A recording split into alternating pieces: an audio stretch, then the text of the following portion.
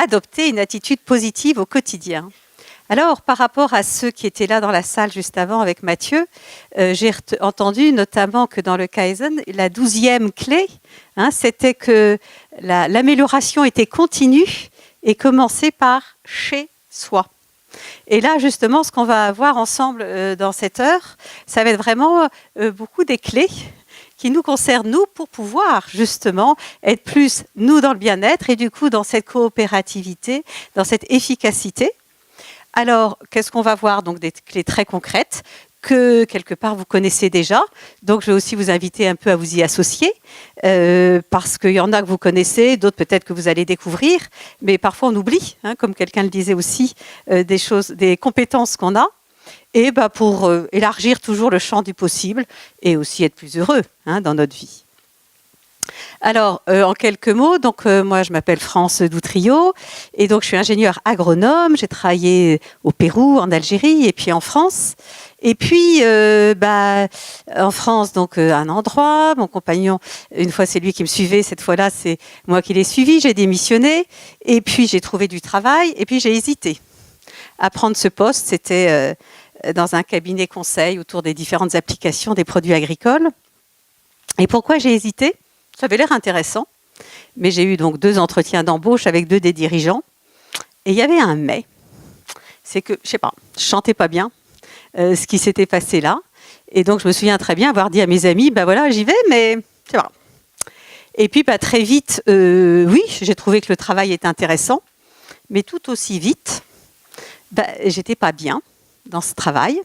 J'avais beau avoir un beau diplôme, j'avais beau avoir senti des choses, j'avais 0 outil pour, 1, que moi je le vive bien, et 2, j'étais responsable de la partie études de ce cabinet. Et donc, entre moi et l'équipe, je dirais que ça se passait à peu près bien, mais pour autant, je n'avais pas d'outils pour que nous puissions être bien dans cette entreprise et donc pouvoir aussi agir sur cette ambiance. Et là, c'était excusez-moi, mais c'était en 90, on ne parlait pas encore d'agilité. Mais du coup, quand en plus j'ai osé annoncer 1 an et demi après que j'attendais un heureux événement, alors qu'ils m'avaient embauché à 31 ans avec un bébé de 18 mois, ils ont été tellement ignobles, je me suis dit, OK, je prends un congé parental et je me donne des outils et je me forme. C'est comme ça qu'aujourd'hui, donc, je suis à la fois formatrice en PNL, coach et thérapeute. Et tout ce que j'ai entendu aujourd'hui, je suis vraiment complètement en phase et c'est un vrai plaisir d'intervenir dans ce cadre-là parce que vraiment, on partage complètement ces différentes valeurs. Ces clés que je vais partager avec vous, justement, sur l'attitude positive au quotidien, elles viennent de cette fameuse PNL. Et donc, très rapidement, juste sur ça, c'est quoi la PNL? C'est une approche pragmatique. Il me semble que là aussi, on est complètement en phase avec l'agilité. Et il y a plein d'outils de développement personnel. Là, sa spécificité, c'est que ça nous donne des outils très précis pour explorer, comprendre comment on fonctionne. Et ça dans 2 grandes finalités. À la fois atteindre nos objectifs ou guider dans l'atteinte des objectifs. Donc ça intéresse nous en tant qu'individus, nous en tant que manager, nous en tant que coach. Et de développer nos compétences relationnelles. Et j'entends aussi depuis ce matin que de toute façon, dans l'agilité, un des points essentiels, c'est nos compétences relationnelles. Alors, ça m'a beaucoup amusé le démarrage de la matinée, parce que moi, je vais aussi vous inviter à faire la même chose, parce que finalement, une des premières clés, la même chose que quoi? Parce qu'une des premières clés de l'attitude positive au quotidien, c'est déjà de se connecter à soi et à son corps. Et là, alors j'ai aéré quand même entre les 2 conférences parce qu'il faisait très chaud. Donc là, on a découvert plein de choses, où on s'est remémoré plein de choses, on a partagé aussi. On est peut-être aussi un peu quand même fatigué. Et alors, on va prendre juste quelques instants d'abord pour écouter notre corps et se reconnecter à notre corps. Et donc, vous allez pouvoir faire ça, soit assis si vous êtes vraiment, vraiment fatigué, ou si pour une raison ou une autre, vous avez besoin d'être assis. Et si c'est possible, pour les autres, vous pouvez aussi vous mettre debout. Donc, vous avez le choix.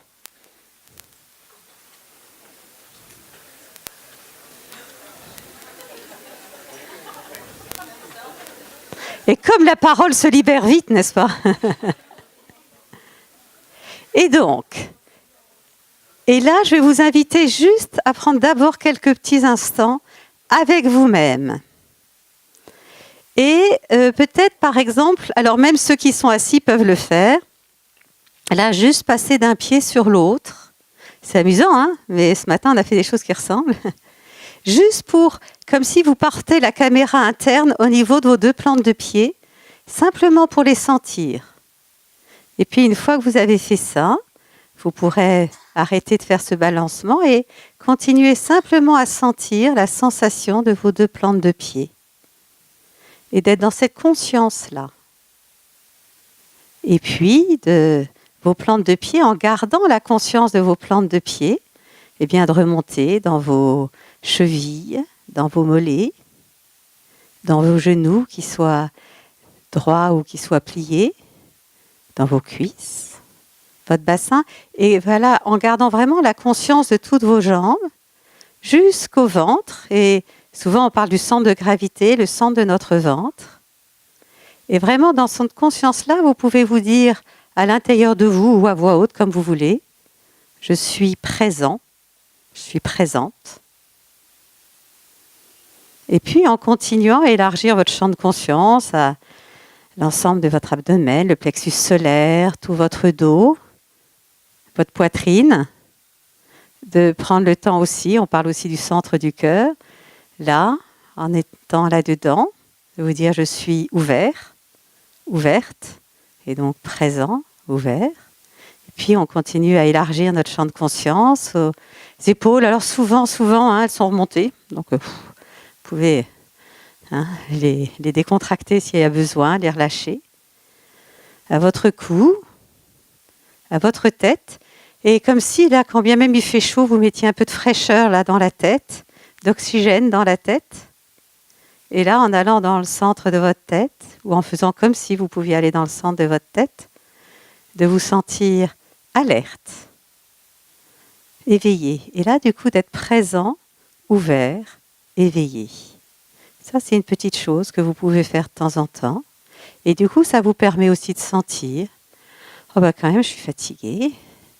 Ou bah là, je suis en pleine forme. Et du coup, d'apprendre au fur et à mesure à ajuster en fonction du besoin. Et donc, s'écouter, c'est d'abord aller se connecter à soi. Et ça ne prend pas beaucoup de temps. Et on peut le faire aussi bien au bureau, quand on rentre chez soi ou le matin.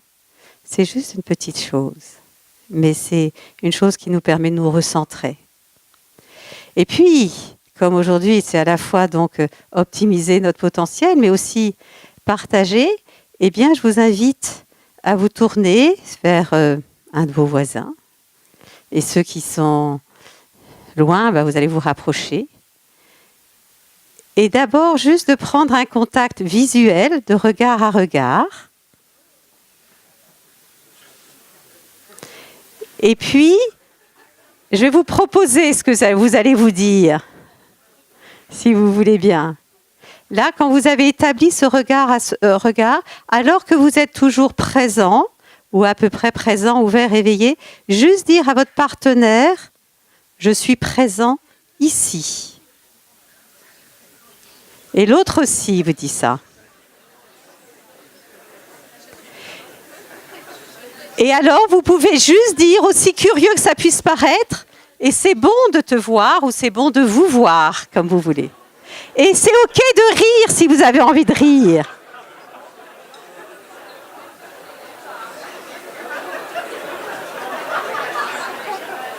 Alors, je vous invite à vous rasseoir.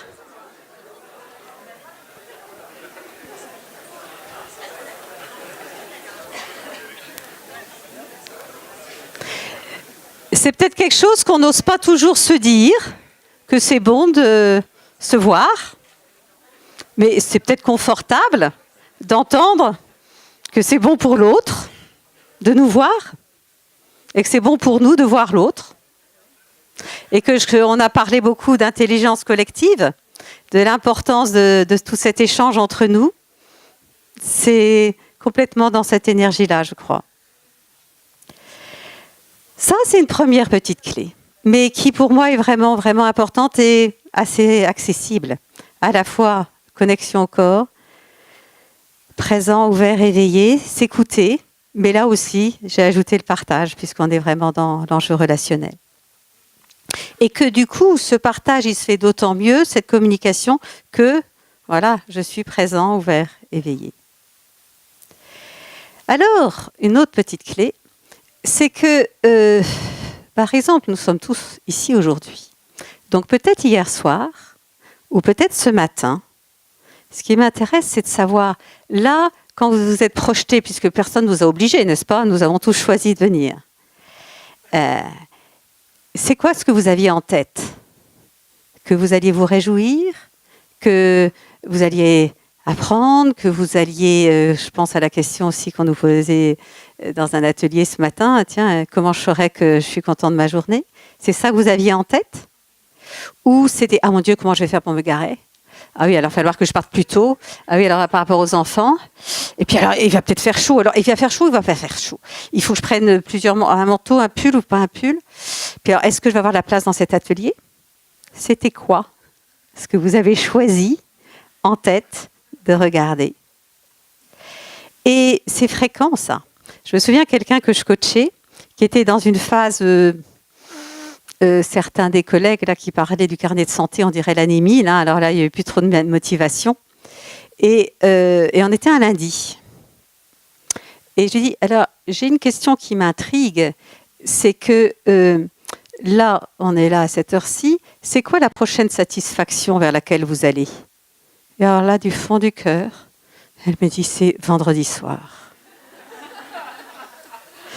Et nous étions lundi. Et alors là, de temps en temps, l'humour, c'est génial, n'est-ce pas? Et donc, je dis, lundi soir, mardi matin, mardi toute la journée, mardi soir, mercredi. Bah dites donc. Alors si on regardait autrement, mettons là, demain matin, vous allez vous lever, puisque vous allez au travail, n'est-ce pas? Et en plus, c'est quelqu'un que j'avais connu avant et qui avait vécu très douloureusement son chômage. Donc c'est quand même peut-être une bonne nouvelle quand même d'être au travail. Mais donc, soyons très simples. Je lui ai demandé, c'est quoi, quand vous allez vous lever, la première satisfaction? Elle a eu du mal à trouver. Mais finalement, ce qui est sorti, c'était quoi? L'odeur du café. Et du coup, on a été... Et la sensation quand vous avez bu votre café chaud. Et il s'avère que cette femme prenait une douche le matin. Est-ce que c'était agréable, l'eau chaude? Et en s'intéressant à ça, ah oui, puis même en ce moment, j'ai plus le gel douche là que j'aime bien. Ah, donc elle va pouvoir augmenter encore sa satisfaction en se prenant un gel douche qu'elle aime bien. Et puis comme ça, on y a été, par exemple sur la voiture, elle avait un trajet, et là il se passe quoi? Donc elle est attentive, et en même temps elle planifie sa journée. Ah, et alors qu'est-ce qui se passe quand vous arrivez à votre parking de votre entreprise? Vous avez planifié, oui. Et il se passe quoi là? Ah bah oui, je suis quand même contente. Et là, on a regardé, même dans ce travail-là, bah, il y avait quand même des satisfactions, parce que quand elle a terminé telle chose, c'est quand même satisfaisant. Et puis là, il y a pu y avoir, tiens, une idée qu'elle a eue, qu'elle n'avait pas d'habitude pour gérer ce dossier-là. Et donc, plutôt que de ne voir, vous pouvez imaginer, hein, le matin, sa journée, c'était que la galère, puisque la première satisfaction de la semaine, c'est le vendredi soir. Et là, on n'a rien changé à la réalité. On a juste pointé, enfin je l'ai invitée à pointer dans sa réalité à elle, hein, ces satisfactions qu'elle allait effectivement éprouver. Sauf que si on n'en a pas conscience, eh ben on avance, et on les a loupées, alors qu'elles étaient sur notre chemin. C'est simple, mais ça change beaucoup de choses. Je ne sais pas si ça vous parle. Mais en tout cas, alors peut-être que déjà tous, vous êtes hyper performants à ne voir que les bons côtés du chose. Je m'en réjouis pour vous. Mais peut-être que parfois, quand même, ne serait-ce que quand on est plus fatigué, ça peut arriver aussi. Et c'est important d'écouter notre fatigue. Écoutons le corps, on l'a dit au départ. Mais ça, c'est déjà une petite clé qui peut déjà changer pas mal de choses. Et alors, je vais insister sur un point suivant, là, ressentir ce qu'on a accompli. Je me souviens comme ça, une fois, je faisais un atelier sur la gestion du stress dans une coopérative de créateurs d'entreprises. Et là aussi, donc ils sont débordés parce qu'ils font faire tous les métiers, la conception du projet lui-même. Enfin non, ils avaient déjà créé, mais quand même, il reste encore plein de phases de conception. Bien sûr, le commercial, en même temps, donc les documents, commencer à faire des devis, commencer à répondre aussi aux produits qui sont déjà vendus. Donc le stress, ça, ils connaissaient tous. Mais ce que je leur ai invité à repérer, c'est quand ils viennent d'avoir passé ce coup de fil, ils en ont peut-être 10, mais quand ils viennent de passer ce coup de fil-là, quand ils viennent d'envoyer le mail, quand ils viennent d'avoir terminé ce devis, est-ce qu'ils prennent 30 secondes pour respirer et apprécier que c'est fait? Alors ça, il y en a qui m'ont dit « oh oui, oui », et même si ce n'était pas sur ma liste, je le rajoute sur la liste pour pouvoir faire une croix. Ça, moi, je le fais aussi. C'est trop jouissif quand même. Mais il y en a un qui a dit... Ah non, alors moi non, pas du tout. Je veux dire, je suis tellement surbookée que non, là j'ai terminé ça et je suis déjà en train, tout en disant au revoir au téléphone, en train déjà de penser à l'autre chose. Alors je lui dis, c'est votre liberté la plus entière. Sauf que là, vous venez quand même à un atelier sur la gestion du stress. Donc expérimentez. Encore une fois, on ne prend pas le chrono, mais on pourrait prendre le chrono 30 secondes, respirer, ça fait du bien au corps, et du coup, ça oxygène la pensée. Hein, et donc prenez le temps d'apprécier. C'est quelque chose de simple. J'imagine que ça vous arrive régulièrement de le faire. Et peut-être aussi que ça vous arrive régulièrement d'oublier de le faire. Donc ça, c'est une petite clé qui est intéressante aussi. Ah oui, mais il y a quand même des choses qui sont des corvées, non? Vous connaissez ça, vous, les corvées? Alors, je vais vous demander quelque chose. Hop. On me demande d'être agile. Puis vous avez vu, hein, j'ai même des antennes dans le dos.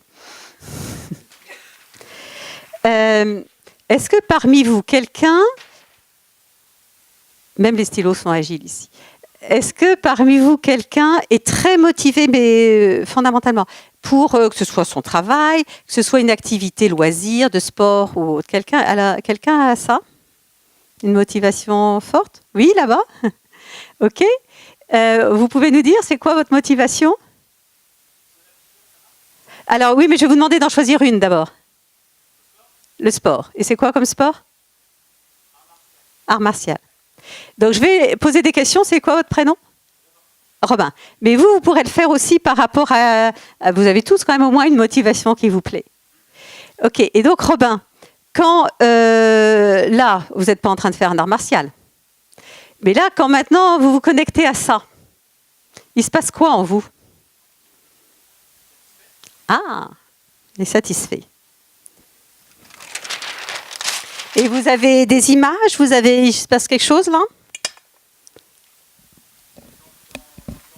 Les envies d'en faire. Alors, on va séparer les choses. Ici, il y a le présent. Là, il y a l'objectif. Donc là, à l'heure actuelle, Robin, a priori, il est assis sur une chaise, une jambe comme ça. Je n'ai pas l'impression qu'il fait de l'art martial. Mais là, de se connecter à sa motivation, il est satisfait. Moi, j'aime bien représenter ça comme ça, un cœur avec un plus. C'est-à-dire qu'au présent, il est en train de ressentir la satisfaction qu'il aura. Et peut-être d'ailleurs, parfois, ça arrive aussi qu'on se souvienne de la dernière fois. Et ça, c'est une bonne nouvelle quand même. Nous, l'être humain, on peut ressentir du plaisir au présent, comme ressentir du plaisir à propos de quelque chose qu'on n'est pas en train de faire, mais qu'on pourra faire, ou s'en souvenir. Et vous y allez combien de fois? Enfin, à quelle régularité? 2 fois par semaine. Et à chaque fois, ça fait quoi?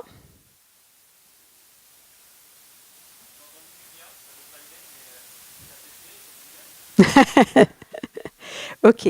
Dans une stratégie de motivation qui marche, il y a le présent, il y a l'objectif, il y a les étapes. Alors en plus, je vais en raccourci, mais vous imaginez bien qu'il faut quand même qu'il prépare son sac, qu'il y aille. Alors je ne sais pas si c'est en sortant du travail ou s'il faut repartir après. Parfois, il peut être peut-être fatigué et tout, mais n'empêche qu'il y va. Et le premier levier de toute stratégie de motivation, c'est qu'en permanence, je suis connectée à l'objectif atteint. Et là, je débouche. Voilà. Pardon, l'objectif, hein, c'est de faire le sport. Et en même temps, chaque étape amène une satisfaction. Et je peux peut-être même imaginer, donc après, peut-être que vous prenez une douche. Et c'est agréable aussi, ça. Alors, Pourquoi je vous ai parlé de corvée? Je parle de ça. Ici, on est vraiment dans la stratégie de motivation. C'est que quand je suis motivée, à chaque fois, je suis connectée à la satisfaction, donc à l'énergie. Et donc, est-ce que vous dites, ah oui, il faut encore que j'y aille? La galère? Non.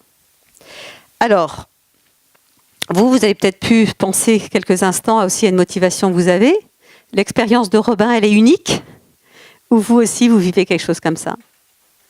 Ça vous parle, ça? Bien. Alors maintenant, est-ce que... donc, vous m'avez dit que vous aviez des corvées aussi. Qui a une corvée? Qui vit comme une corvée? Oui? La gestion du budget.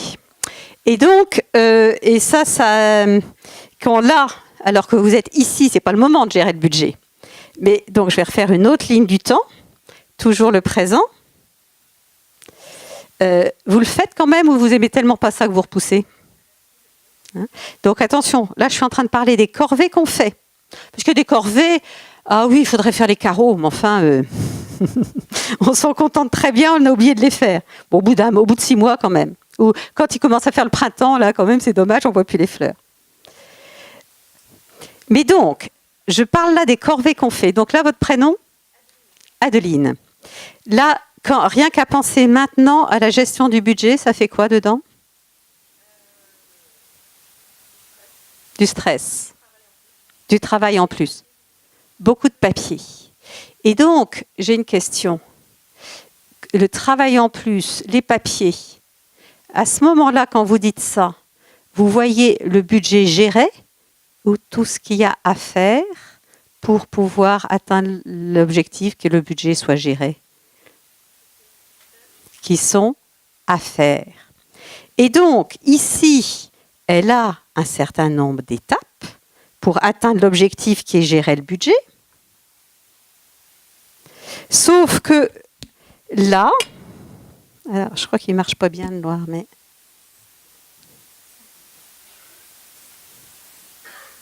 Adeline, elle voit, il y a ça à faire, et il y a ça, et il y a ça, et il y a ça, et il y a ça, et il y a ça.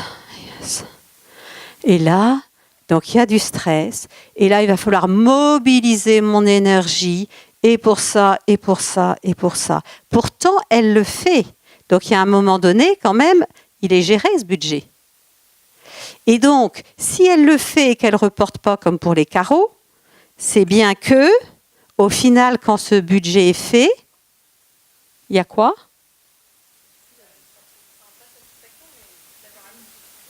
Ok, et ça fait quoi pour vous, Adeline, d'avoir accompli votre travail? Et ça fait quoi, du coup, d'avoir accompli votre travail? Non, mais c'est les mots.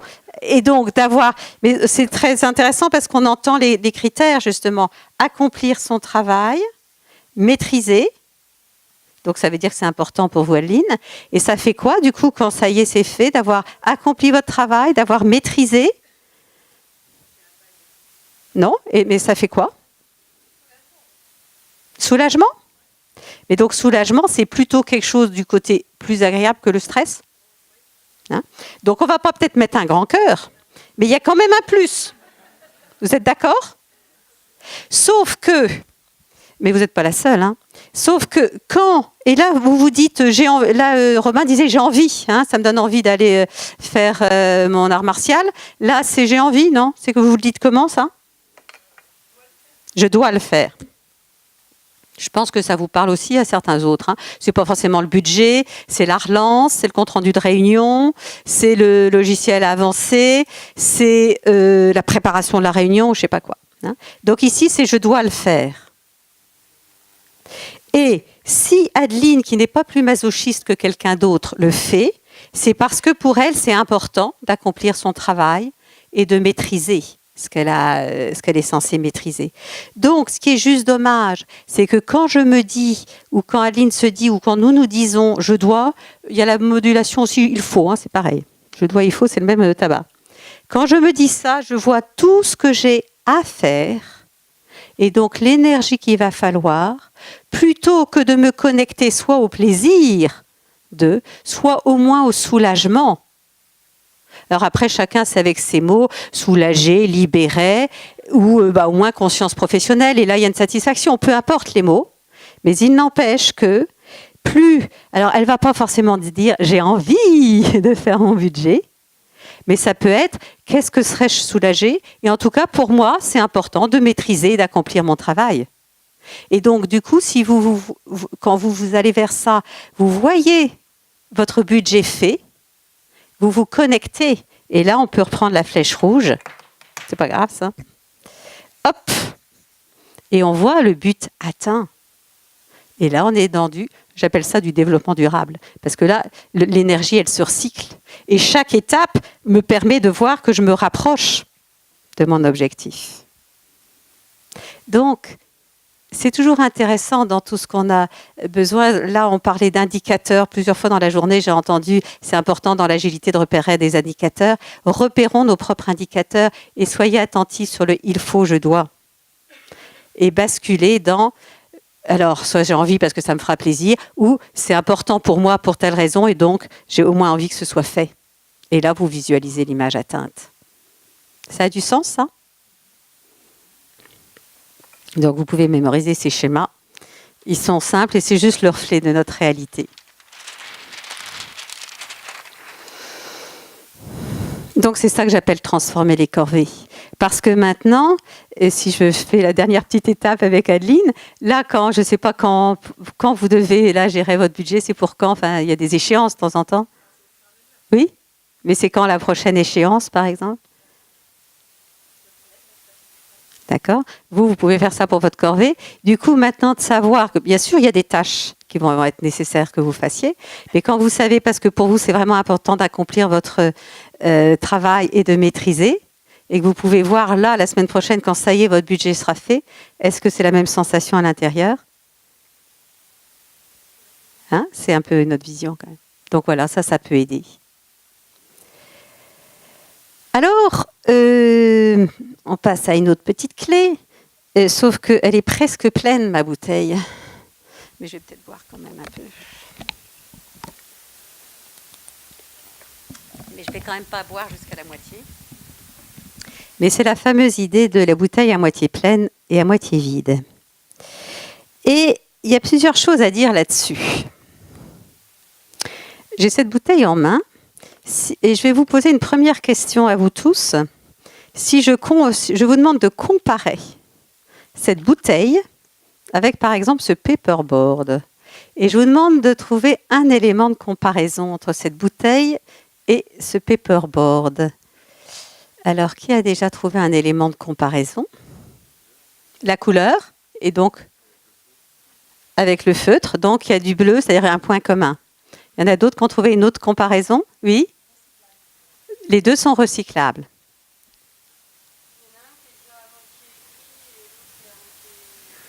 Super. OK. Encore une quatrième?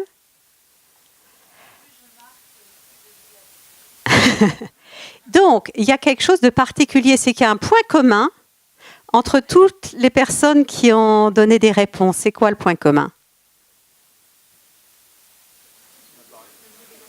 Pardon?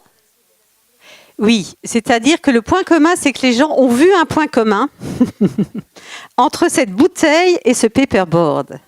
Et ça ne me surprend pas que, pourtant, dans l'Assemblée, je suis persuadée, alors soit il y en a qui n'ont rien vu et qui se sont dit, mais enfin, c'est n'importe quoi cette question, comment je puis comparer une bouteille avec un paperboard? Il y en a, n'est-ce pas? Il y en a plein qui se sont dit ça, qui n'avaient aucun élément de comparaison. Oui? Non? Rassurez-moi, il y en a. Non? Oui.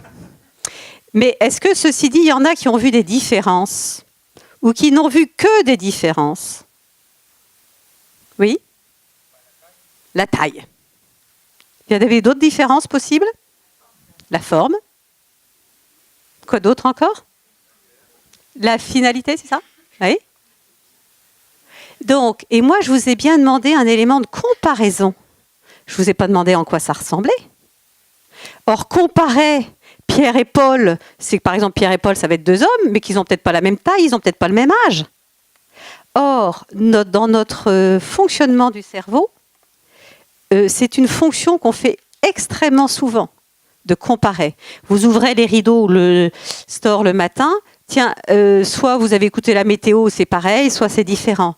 Votre collègue vous dit quelque chose, ah, c'est ce à quoi vous vous attendiez, c'est pas ce à quoi vous vous attendiez. Ou vous entendez ce qui manque, ou vous voyez ce qui est présent. Donc c'est une fonction qu'on fait extrêmement souvent, qui a deux modalités. Soit je vois ce qui ressemble, soit je vois qui est différent. Et sachant qu'avec ce bouteille et ce paperboard, on peut voir des ressemblances et des différences. Que les deux capacités ont plein d'intérêts. Si quelqu'un fait une proposition, si d'emblée je lui dis dans la partie brainstorming, là, oh oui mais non ça va coûter trop cher, pof, il n'y a plus de créativité, ça vous le savez. Mais par exemple, il y en a peut-être qui ont fait l'atelier sur la sociocratie aujourd'hui. Et là, c'est intéressant que quand on fait une proposition, quand on fait le tour de table, chacun puisse dire « oui, moi ça me convient, c'est une bonne idée », et qu'en même temps, on va écouter toutes les objections, puisqu'on ne va pas dire les objections, on va essayer de voir comment on peut prendre en compte pour améliorer le projet. Et ça, c'est bien ceux qui développent à ce moment-là la capacité d'être dans la différence, de voir ce qui manque, la bouteille plutôt à moitié vide, qui ont cet art de faire des objections qui vont être encore une fois reprises pour être améliorées. Vous me suivez là, Et en fait, ce qui se passe, c'est que chacun de nous, de par notre riche histoire, eh bien, on est parfois dans ce que les gens appellent le caractère, eh bien, plus dans cette capacité de voir aussitôt entre cette bouteille et le paperboard en quoi ça se ressemble. Et puis d'autres, on voit plutôt d'abord ce qui manque ou ce qui est différent. Et dans notre très chère culture, c'est mieux d'être dans la ressemblance que d'être dans la différence. Pourtant, encore une fois, les deux nous sont utiles. Donc, quand je joue sur le caractère, c'est que pour moi, c'est intéressant du coup de savoir un peu de quelle est notre dominante, parce que du coup, on va pouvoir assouplir, puisqu'on a besoin des deux.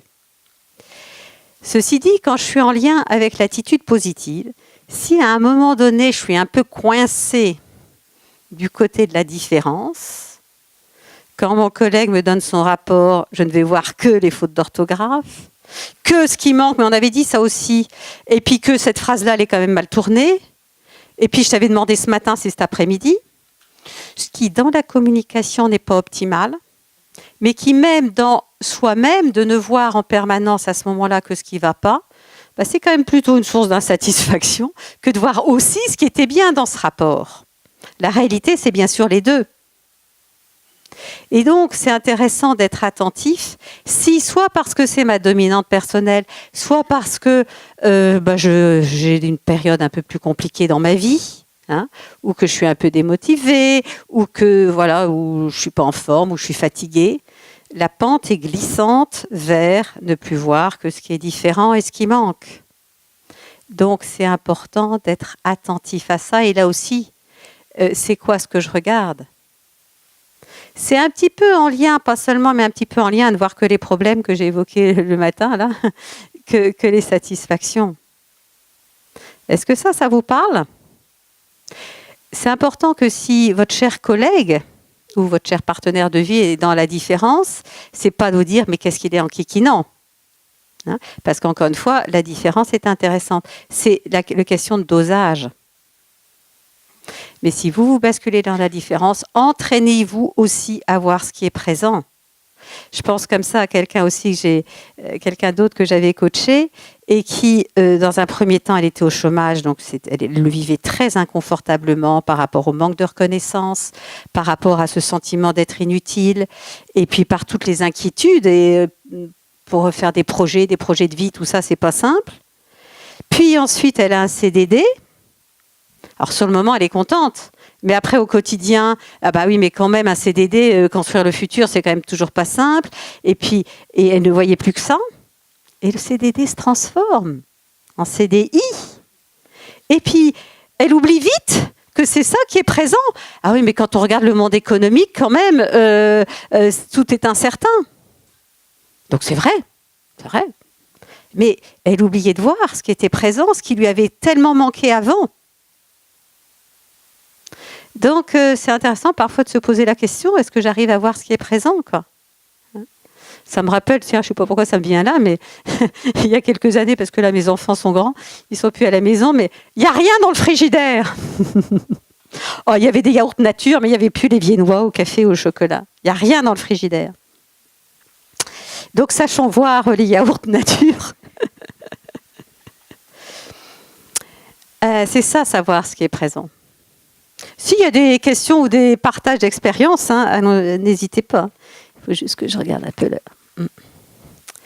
Alors, clarifier et oser nos objectifs. Là aussi, tout à l'heure, Mathieu parlait des projets qui pouvaient être flous. Dans toute la journée, dans tout ce que j'ai entendu, et on a besoin de projets et de savoir la mission, l'objectif de l'équipe. Mais pour soi aussi, c'est vraiment bien sûr important et de savoir qu'est-ce que moi, mon projet dans l'équipe, et puis même dans ma vie, pour que ce sens de l'équipe et mon sens à moi soient vraiment en phase, en accord. Et là, je ne vais pas aller dans toute la stratégie d'objectifs, c'est pas ça que je veux partager aujourd'hui avec vous là-dessus. Mais c'est sur le oser. Je suis vraiment interpellée parce qu'il y a des phases comme ça dans nos métiers. Et là, je trouve qu'en coaching en ce moment, j'ai pas mal de clients qui sont dans une phase où tout d'un coup, peut-être parce que parfois il y a de l'inconfort et tout ça, émerge en eux un objectif qu'ils avaient depuis la nuit des temps, ou presque, mais quelque part qui s'était encore jamais osé vraiment formuler. Je pense aussi bien à une secrétaire qui est là dans une phase un peu de démotivation, d'ennui, et finalement en explorant, oui, elle a envie d'évoluer, et elle, par exemple, c'est vraiment être vers l'assistante de direction. Je pense à quelqu'un d'autre qui est d'ailleurs justement dans l'informatique et qui là, en fait, oui, ce qui manque, ce qu'il veut vraiment développer, c'est un enjeu plus créatif par rapport à son poste actuel. Je pense aussi à quelqu'un d'autre qui, là, ça y est, fait émerger en lui vraiment l'envie de plus manager. Et là, au-delà de la méthodologie d'objectif, je trouve que quand quelque chose comme ça émerge, un nouvel objectif qu'on commence à s'autoriser, eh bien, il y a ces six phrases ou 6 questions qu'on peut se poser qui sont, je trouve, assez intéressantes. Et l'idée, ça aussi on aime bien dans l'agilité, c'est de les évaluer, ces 6 phrases-là. Alors, je vous l'ai dit. C'est que là, quand ça y est, la personne formule son objectif. Alors moi, déjà, en PNL, on va être là dans le présent, on va mettre un papier dans le futur parce que c'est tellement plus simple de se dire, OK, là, maintenant, je suis au présent dans le futur. Et là, quand je vis mon objectif, qu'est-ce que c'est ? Donc déjà pour la formulation. Mais une fois qu'il est formulé, c'est de me dire, OK, cet objectif-là, sur une échelle de 1 à 5, je considère quoi ? Il en vaut la peine ou pas ? Et vous notez. Encore 1, c'est pas du tout, et 5, c'est complètement. Est-ce que moi ou nous, l'équipe, parce que ça peut être vraiment aussi pour l'équipe, moi ou nous, l'équipe, est-ce que si je vais faire sur ce jeu-là, je mérite, moi, d'atteindre cet objectif ? Et là aussi, je vais évaluer de 1 à 5. Est-ce que, du coup, moi, je m'engage ? Je veux vraiment, je m'engage, je rentre dans cette énergie-là, à atteindre cet objectif. Parce que oui, j'aimerais bien, c'est pas la même chose que j'aimerais bien que, OK, là, je le prends à corps, c'est vraiment important pour moi. Est-ce que... Alors souvent, quand on était avant même pas oser s'autoriser à y penser, souvent j'aime bien les mettre après celles-là parce que celles-là, dans ce contexte-là, souvent les notes elles sont pas très bonnes au départ, mais c'est déjà vraiment tellement important de prendre les 3 premières. Et là, est-ce que mon objectif est possible ? Je pense à quelqu'un comme ça. Les 3 premières c'était 5 sur 5 et là c'était 0,25. Mais n'empêche que ça a été très puissant entre cette séance-là de coaching et la suivante, de s'être autorisé au 5 sur 5. La fois suivante, elle avait remonté là. Alors celle-là, elle est parfois encore plus cruciale. Est-ce que moi, je suis capable d'atteindre mon objectif ? Et puis, celle-là, elle peut se placer à un endroit ou l'autre, mais c'est sur le plan d'action, Ce que j'ai à mener pour atteindre mon objectif, est-ce que c'est en accord avec mes valeurs ? Alors, bien sûr, sur un objectif nouveau, parfois, on va vraiment avoir besoin de définir c'est quoi les actions qui vont y mener. Mais parfois, rien qu'avant même de s'être osé lancer dans l'idée d'avoir l'objectif, d'avoir une idée sur, tiens, mais est-ce que finalement, c'est congruent avec moi-même ? Donc, je trouve que dans cette phase-là, c'est vraiment intéressant. Et derrière, il en vaut la peine. Derrière, je le mérite. Derrière, je m'engage. Derrière ça, on retrouve complètement ce qui a été dit depuis tout le temps ce matin. C'est en quoi c'est important, c'est quel est le sens derrière ça. Et ces objectifs qu'on permet enfin de faire émerger, souvent, c'est que ça répond à des besoins très, très puissants en nous. Je ne sais pas si vous avez... Encore une fois, il y en a plein qu'on a conscience au présent et qu'on a besoin d'affiner. Hein. Et ça n'empêche pas qu'ensuite, dans vraiment la conduite d'objectifs, eh bien, il y a des objectifs, voilà, le fait de l'avoir formulé, et il y a le plan d'action, et c'est bien sûr important, c'est toute la méthodologie de projet pour pouvoir l'atteindre. Et puis, bien sûr, il y a aussi des objectifs qui coincent, qui freinent. Et là, par exemple, moi, en coaching, on va identifier quels sont les freins, mais c'est aussi toute la notion, je pense aussi d'agilité et de qualité, de qualité totale, quoi, hein, vraiment comprendre le diagnostic et du coup trouver les solutions. Alors sur le plan individuel, hein, il y a en PNL, on va avoir les outils vraiment à la fois d'apaisement, de neutralisation. Par exemple, il y a ce collaborateur-là, vraiment, il a un frein dans l'équipe, mais c'est parce que dans une équipe précédente, il y a eu du harcèlement où il avait été licencié avant et du coup, il a des craintes qui se représentent régulièrement. Et du coup, voilà, on peut en coaching vraiment faire du nettoyage émotionnel de ça ou résoudre des conflits entre différentes facettes de soi. Mais encore une fois, je ne voulais pas faire la conduite d'objectifs ici, mais voilà, sur l'attitude positive au quotidien, s'autoriser à déjà, c'est vraiment quelque chose qui est intéressant, je crois.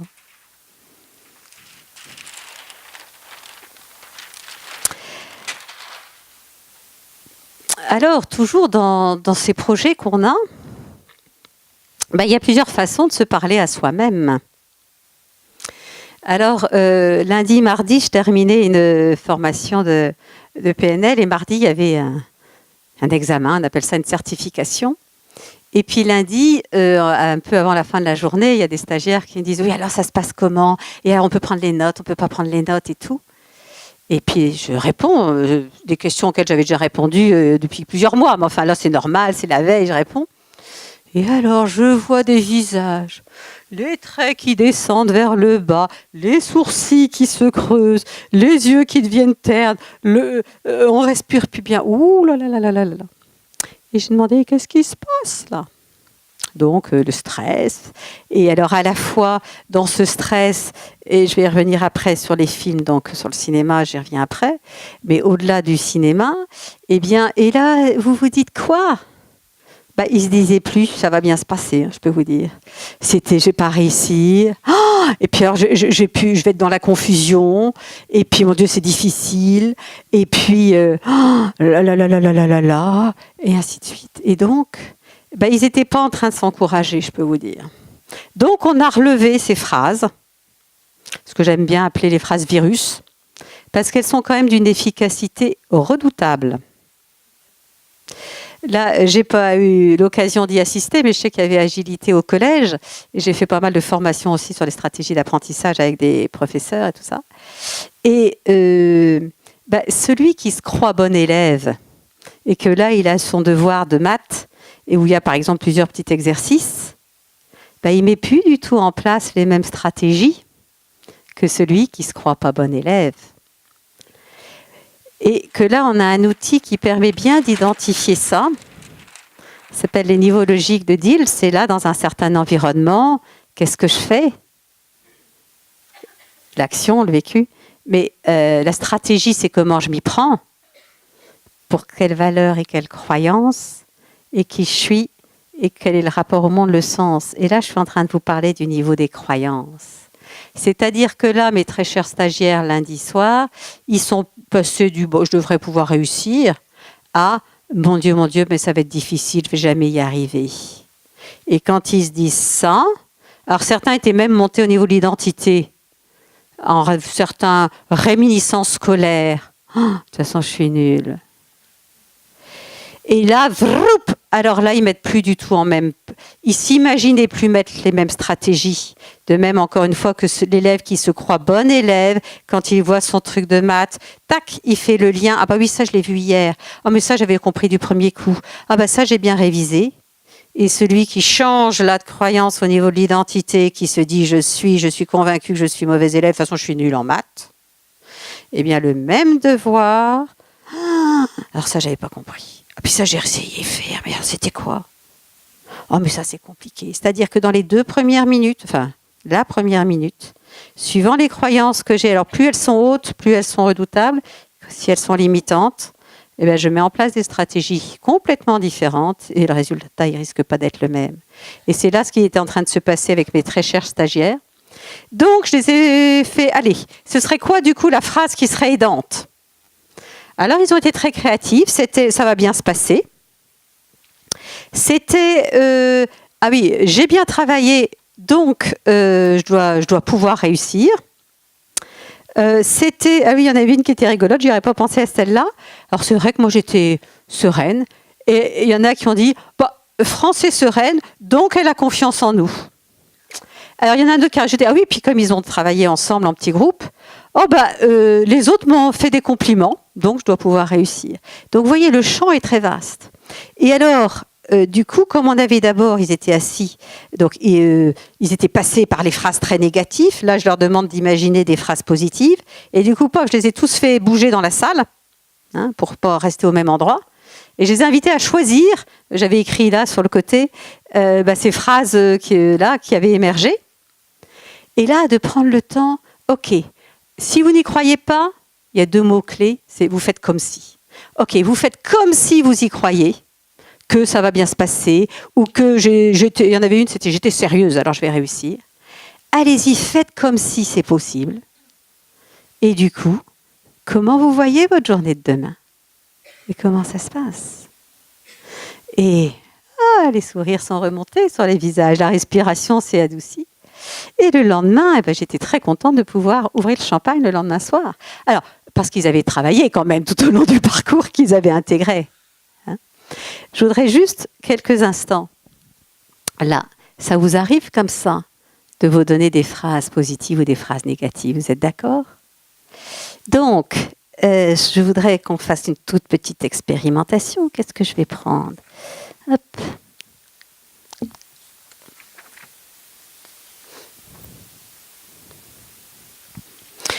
Je vais vous inviter à choisir chacun de vous quelque chose que vous avez à faire dans les jours qui viennent. Alors pas quelque chose que vous faites toujours dans votre champ d'aisance, de compétences, voilà, mais quelque chose qui est peut-être un peu plus soit nouveau, soit complexe. Vous avez ça en stock? Que ce soit au niveau professionnel ou éventuellement au niveau personnel. Vous pouvez choisir quelque chose comme ça. Et donc, par rapport à... Vous avez à peu près choisi tous, s'il vous faut du temps, c'est bon? Vous prenez ce qui vient, hein? De toute façon, je ne vais pas vous faire partager à voix haute, on n'aurait pas le temps. Et donc là, on va faire une petite expérimentation. J'ai fait ça aussi dans le stage clown là, que je faisais ce week-end. Clown et ressources. Donc, quelques instants, on va faire un truc bizarre. Par rapport à cette situation-là, dites-vous, oh mais c'est trop compliqué, je ne vais jamais y arriver. Et faites comme si faites l'expérience.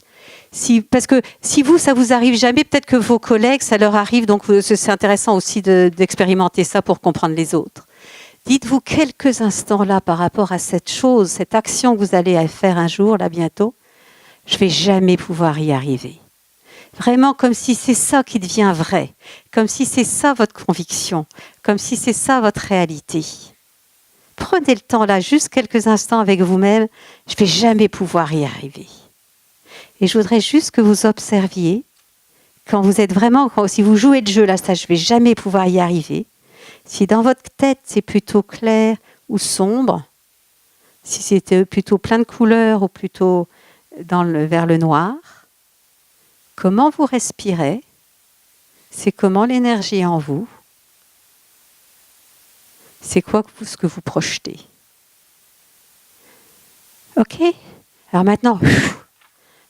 Vous dégagez ça, vous respirez, même si vous êtes assis. Là, vous pouvez même bouger un peu sur votre siège pour dégager cette énergie empoisonnée.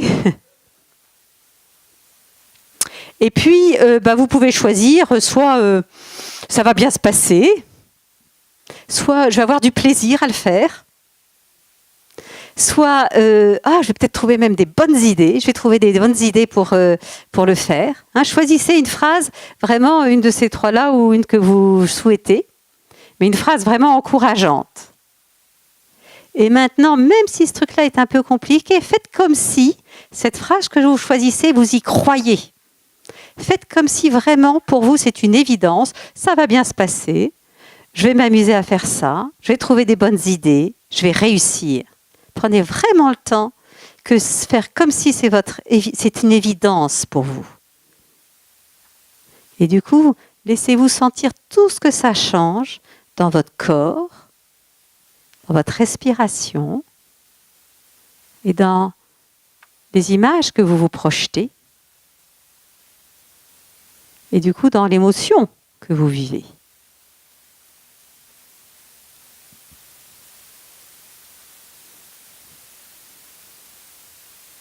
Alors même si là c'est bon, je vous invite quand même à revenir ici.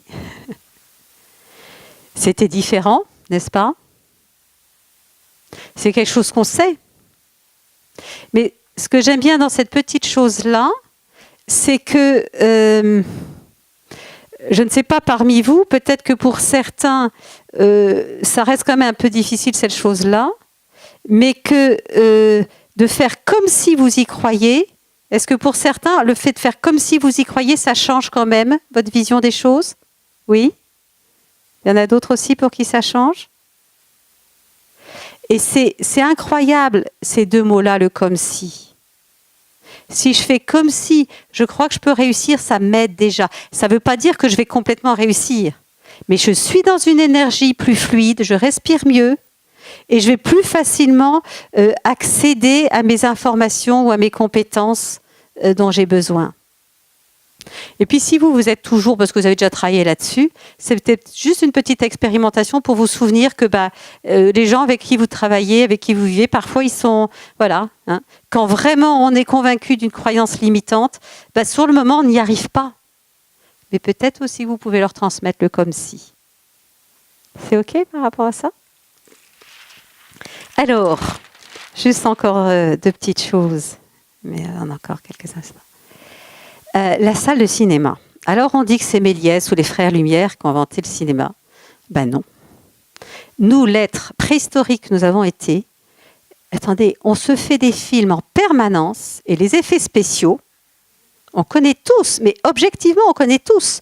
Prenons un simple petit exemple. Est-ce que ça vous est déjà arrivé dans votre vie de vous sentir dans un sentiment d'infériorité par rapport à quelqu'un d'autre? Oui?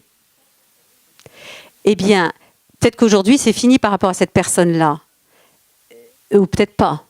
Mais rappelez-vous, quand vous êtes dans un sentiment d'infériorité par rapport à cette personne-là, eh bien, dans votre tête, l'image que vous vous projetez, eh bien, vous le rendez plus grand qu'il n'est ou vous plus petit que vous n'êtes. C'est systématique. On peut l'illustrer par un dernier schéma. Hein, chacun de nous, on agit, on pense, et là, il y a la pensée, il y a les mots, mais il y a les films, et on ressent. Si je me sens dans l'infériorité, c'est un ressenti, alors ça change mon film. Mais de la même façon, si je me sens en supériorité, je vais moi me sentir plus grand, et l'autre, je vais le voir plus petit. C'est bien des effets spéciaux, n'est-ce pas ? Là où je crois réussir, c'est tout à l'heure quand vous avez fait l'histoire avec les croyances, la croyance limitante, est-ce que vous étiez effectivement plutôt dans du sombre? Et quand vous étiez dans la croyance aidante, plutôt dans quelque chose de plus lumineux et plus coloré? Vous étiez bien en train d'actionner la table de mixage là. Hein? Donc, agir sur nos films, c'est-à-dire que souvent, on subit nos films. Et je vois, parfois, chacun de nous, on a des périodes difficiles à vivre, au travail ou à la maison. Et le nombre de fois où, à ce moment-là, on ne voit plus que le film d'horreur. Et moi, j'aime bien dire aux gens, surtout maintenant, il y a des multiplexes partout. Généralement, maintenant, les gens ont déjà été dans des multiplexes. Et j'aime bien leur demander, et alors, quand vous y allez, vous choisissez un ticket pour le film que vous n'avez absolument pas envie de voir? Ben non. Et donc, c'est intéressant quand on se projette, soit nous en train d'échouer, Mais vraiment, oh, que la réunion, elle va mal se passer. Je vois déjà que lui, il va être agressif comme d'habitude. Ah, ça parle. Ou que c'est depuis le temps que j'ai envie d'une augmentation de salaire, mais de toute façon, il ne va pas encore m'écouter. Plus vous projetez ça, plus déjà vous arrivez à la réunion à le regarder des yeux. Hein, et donc, vous offrez quoi comme visage à voir, hein, puisque corps, mental et émotion, tout ça est lié. Et donc, changez de salle de cinéma.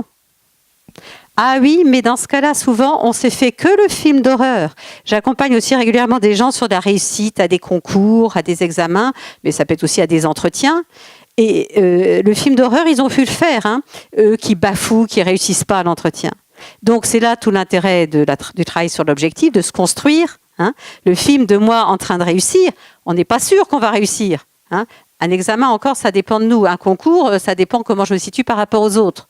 Mais n'empêche que ça vaut le coup de s'imaginer en train de réussir le concours, tout en sachant que je pourrais ne pas l'avoir. Et là, je pense à un jeune qui était en médecine. C'était vraiment intéressant parce que quand on a travaillé, donc on a travaillé sur la confiance, et puis quand on a vérifié par rapport à la motivation, il était très clair. Là, j'ai absolument pas eu besoin de l'aider là-dessus. Ils savaient qu'ils pouvaient échouer. Ils sont à peu près 1 millier. Il y a quoi, 150 ou 200 places en première année de médecine.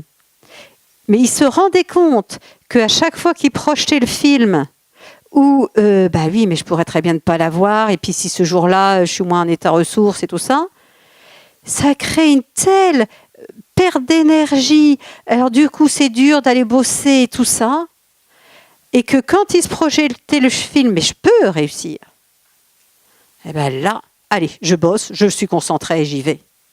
Donc, donnons-nous la liberté d'acheter le ticket pour la salle de cinéma où j'ai envie d'aller. Simplement, ça nécessite 2 choses. Ça nécessite de connaître, de repérer le film que j'aime pas, pour que quand il se redéclenche, et de se faire un film de ce que je souhaite. Sinon, je suis perdue dans le couloir là, du Gaumont ou du Pâté, à ne pas savoir où je vais. C'est déjà peut-être moins inconfortable, et c'est pas très compliqué parfois de se dire, ou je pense même par rapport à des personnes suite à des situations douloureuses, de séparation, de deuil, il n'y a pas forcément tout de suite le nouveau film, mais où je pense à quelqu'un qui avait été là, une agression assez particulière, et en fait, elle s'est choisie un moment très agréable en famille. C'est nos souvenirs, on sait se les projeter, quoi. Donc c'est ça la salle de cinéma. Alors, si je récapitule avant d'aller au dernier point, connectons-nous à notre corps et écoutons-nous. Repérons que dans ma journée, aussi banale soit-elle, en fait, que ce soit le savon de la douche, le café, le thé ou le café, que ce soit quand je retrouve mes collègues le matin, que ce soit ce dossier que je termine, je peux aller de satisfaction en satisfaction. Et vraiment, quand j'ai accompli quelque chose, je prends le temps de le sentir. La corvée que je fais, je peux me questionner, mais en quoi elle est importante pour moi et voir la satisfaction que j'aurai quand elle sera finie. Savoir voir aussi ce qui est présent et pas seulement ce qui manque. Oser mes objectifs. Me trouver des petites phrases aidantes pour moi plutôt que les phrases virus. Choisir la bonne salle de cinéma. Et alors, ça m'amusait parce que la conclusion tout à l'heure de Mathieu, elle était dans le même sens que la mienne et que je crois aussi vraiment dans cette agilité. Eh bien, plus nous nous branchons sur la bienveillance envers les autres et aussi envers nous-mêmes, et la gratitude envers les autres et envers nous-mêmes, c'est toutes les philosophies, toutes les analyses le montrent, c'est l'ingrédient de base du bonheur. Et que là, dans cette agilité où on a vraiment envie de co-créer ensemble et d'être vraiment dans le bonheur de bosser ensemble pour satisfaire nos clients et nous-mêmes, eh bien, cette bienveillance et cette gratitude, cultivons-la, parce que c'est la meilleure façon. Alors, je ne sais pas s'il reste encore 14 pour 15, mais il y a peut-être quand même le temps de 1 ou 2 questions quand même. Hein. Donc, qui a des questions par rapport à ça ?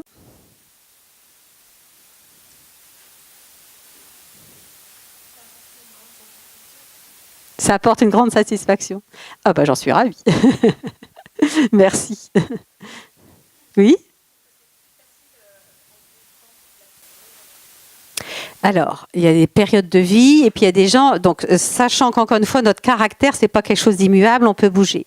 Ceci dit, plus moi-même j'arrive au travail ou dans ma famille, en ayant pris le temps de me reconnecter à moi et en étant dans le sourire, eh bien, plus je peux aussi induire le sourire. Je me souviens d'un des stagiaires qui avait créé ça, son entreprise, c'était dans le transport d'aliments du bétail. Et là, il y a peut-être parfois une différence, pour l'instant culturelle, entre mesdames et messieurs. Vous prenez un magazine, et dans un magazine, il y a des interviews de femmes et d'hommes. Toutes les femmes, on a le sourire. Et les messieurs, vous êtes très sérieux. Et là, lui, je me souviens que dans le feedback après la formation, il disait notamment, mais moi, j'ai découvert le pouvoir du sourire. Et je ne sais pas si vous avez entendu parler des neurones miroirs dans les neurosciences. Mais là, donc nous, en PNL, voilà, on travaille, on cultive ça, et la synchronisation, j'en ai entendu parler aussi dans la journée. Or, c'est quoi les neurones miroirs? C'est que, par exemple, si je fais ce geste-là, donc moi, j'ai tout un tas de neurones qui s'agitent, y compris mes neurones moteurs qui fait qu'il y a l'impulsion dans mon bras. Mais vous, quand vous me regardez faire, dans votre cerveau, vos neurones miroirs, c'est quoi? C'est que les neurones moteurs, ils ne s'agitent pas, vous n'avez pas l'intention de faire le geste. Mais vos neurones prémoteurs s'activent et il y a déjà une impulsion dans votre bras.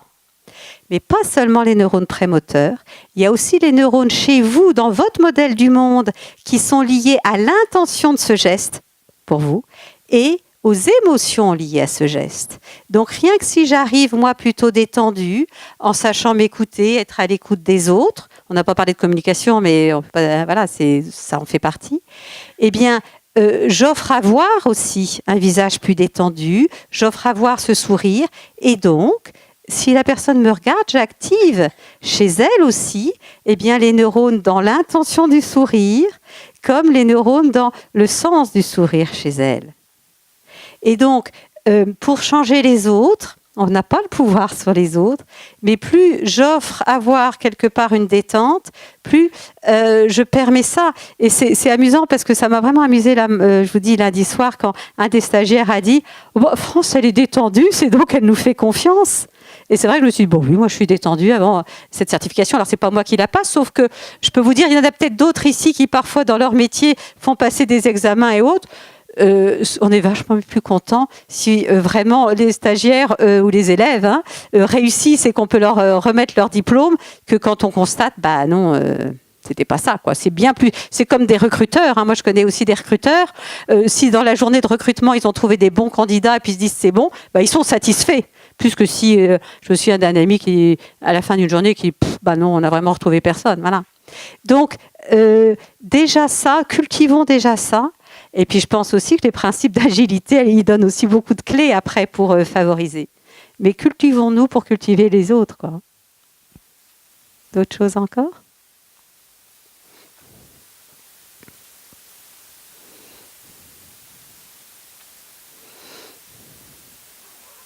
Eh bien, écoutez, je vous remercie de votre attention.